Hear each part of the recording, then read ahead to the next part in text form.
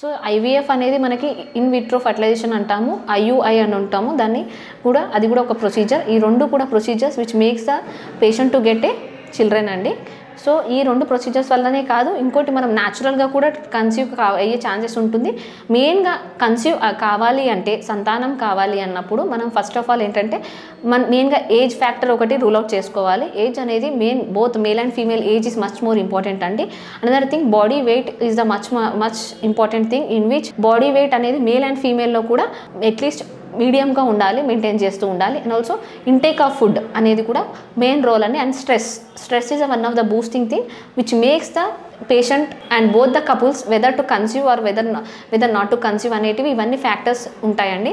ఇవన్నీ rule out చేసుకున్న తర్వాతనే we can go for the further procedures, because once our life style is good, definitely we can go with other procedures like IUI, IVF ఇవన్నీ ఉంటాయండి.